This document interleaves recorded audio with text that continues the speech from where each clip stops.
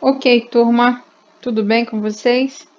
Então, hoje a gente vai falar sobre o ganho do transistor, né? Reforçar esse conhecimento sobre o ganho, que é uma das principais coisas que o transistor tem a oferecer para a gente. O circuito que vocês estão vendo aí é um circuito de polarização com emissor comum, tá? Então é importante falar de polarização, porque o transistor a gente viu que para funcionar, assim como o diodo, ele precisa estar polarizado, ele precisa de uma fonte, né, que polarize as suas junções. Além disso, aqui a gente pode encontrar 3 amperímetros e também 2 resistores de polarização.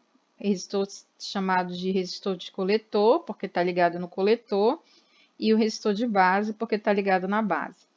Esse amperímetro aqui ele vai fazer controle da corrente de base, esse vai fazer o controle da corrente do coletor e esse aqui da corrente de emissor.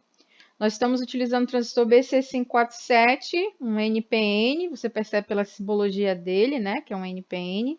E essa informação que está aqui do lado é a informação que a gente vai discutir em relação aos valores que vão aparecer aqui na nossa simulação, tá bom?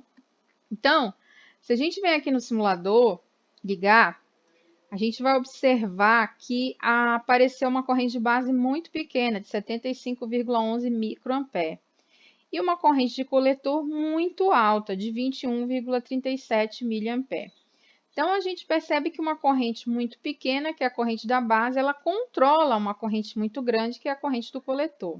Isso que aconteceu é o ganho do transistor. O ganho de transistor ele também é chamado de beta, ou ele também é chamado de HFE, ou também ganho do transistor DC. Esse HFE aqui, ele é assim, tá? Com o Hzinho minúsculo, o F e o E maiúsculo. Onde é que a gente pode encontrar esse valor também de HFE? No multímetro. O multímetro ele tem uma escala, no multímetro ele tem uma escala de HFE. Quando eu coloco ele nessa escala e vou posicionar o transistor para medida, eu posso visualizar o HFE do transistor, tá bom? A gente percebe que o ganho na fórmula ele é IC sobre IB. O IC é a corrente de saída, tá aqui, ó, na parte da saída do circuito, e o IB é a corrente de entrada, né? A parte da entrada do circuito. Então, na verdade, é uma relação de duas correntes, sendo que a corrente de saída com a corrente de entrada.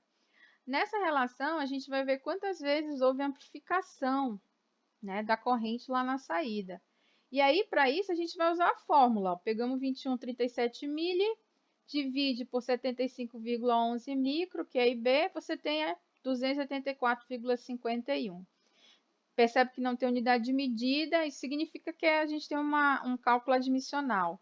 E essa informação, ela é o quê? Diz para a gente que a gente tem aí aproximadamente 285 vezes, né, o ganho, ou seja, a IC é maior que a IB. Outra coisa que a gente observa aqui é a questão da corrente de emissor. Se a gente somar o IC mais IB, a gente vai ter aproximadamente esse valor que vocês estão vendo aqui na medida.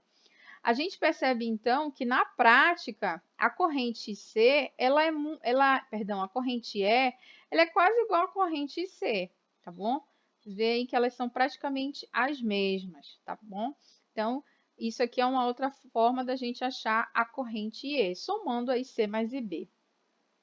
Aqui eu apresento para vocês um exemplo, se por acaso vocês tiverem o valor do ganho, né? No exercício foi dado o valor do ganho para vocês de corrente. Aqui no exemplo a gente tem 367 como ganho. E foi dado uma corrente de base de 300 microampere. Pergunta, qual é o valor da corrente do coletor? Né? E aí essa corrente do coletor ela vai ser calculada mexendo na equação. Né? Então você tem agora HFE vezes o IB. 37 vezes 300 micros, você tem o quê? Uma corrente de 110,1 miliampere. Perceba que essa corrente aí é a corrente do coletor ou a corrente de saída lá do circuito. Então, muito maior que a corrente de entrada, que é a corrente IB. Então, é importante destacar para vocês que isso é uma informação importante, né? O transistor ele apresenta um ganho de corrente. E esse ganho de corrente, na verdade, é para você, se for usar, de repente habilitar uma carga que necessita, né, ser ligada. E aí essa corrente ela vai ser suficiente. Por exemplo, um relé, ele precisa ativar sua bobina e aí para poder ativar algum elemento na saída. Então aí eu tenho uma corrente que vai fazer isso. Aqui nesse circuito, vocês não têm a resistência de emissor presente e nem a resistência, outra resistência aqui na base, fazendo divisão de tensão na base. A presença desses dois elementos, eles criam uma estabilidade melhor, tá bom? Para o circuito envolvendo transistor. Por quê? Porque o transistor, ele também é formado de material semicondutor. Então, qualquer instabilidade, principalmente gerada por temperatura, pode vir a causar instabilidade também nesse ganho, né? Instabilidade nos seus parâmetros. E aí, a resistência de base, fazendo o divisor de tensão aqui na base, e a resistência de emissor, digamos assim, garante uma estabilidade térmica para o circuito. Além do que, existem outras formas, né? Lembra que a gente falou na aula anterior sobre os dissipadores de potência, né? Existem transistores que eles trabalham com média e alta temperatura, eles dissipam muita potência, e aí o que acontece é que esse aquecimento pode vir a prejudicar o funcionamento do componente, e aí o dissipador vai ajudar, né, para que não haja prejuízo no funcionamento do componente eletrônico. Ok, turma? Então, isso aí é mais uma informação para reforçar sobre o funcionamento desse componente eletrônico que foi considerado uma das revoluções da eletrônica. Tá bom? Até a próxima aula.